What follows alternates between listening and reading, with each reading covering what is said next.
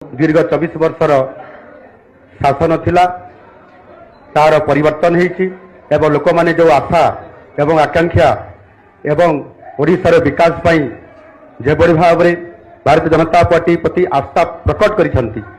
निश्चित भाव में भारतीय जनता पार्टी आगामी दिन में ताकू संपूर्ण भाव में पूरण करने सहित ओडिशा को भारत वर्ष एक नंबर राज्य में परिणत करने निश्चित भाव में आज संकल्प नौछि। दर्शक बंधु आपण माने तो जानिथिबे नुआ मुख्यमंत्री हेले मोहन माझी से शपथ नहीं सारी। मुख्यमंत्री बड़ बयान दे कहिसंती तांकर प्रथम टार्गेट हेउचंती भिके पांडियान।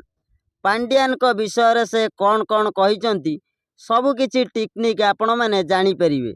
सबुठु बड़ कथा हेउची मुख्यमंत्री हेउ हेउ जहा कहिथिले ताहा कामरे करी देखाई देले। प्रथम कथा कहिथिले पुरी श्रीमंदिरर चारिद्वारा खोलिब। आज पुरी श्रीमंदिरर बेरिकेड हटा जाइछि एवं चारिद्वार खोला जाइछि। दर्शक बंधु मंच उपरे भाषण देला बेले से पांडियान को गुमर खोलिथिले एवं से कहिथिले ओडिशावासी को अंध परी रखिथिला पांडियान।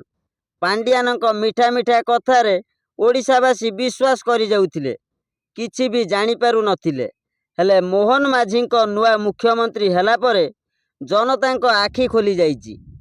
से डायरेक्ट पांडियान को नाली आखि देखाई टार्गेट करिसंती ओडिशार मुख्यमंत्री मोहन चरण माझी। आउ एक बड़ कथा कहिसंती एई किछि मास भितरे महिला को मिलिबो सुभद्रा योजना रे 50,000 टंका एवं बीजेपी जहा कहिछि ता गोटी गोटी ओडिशार पूरण करिवो।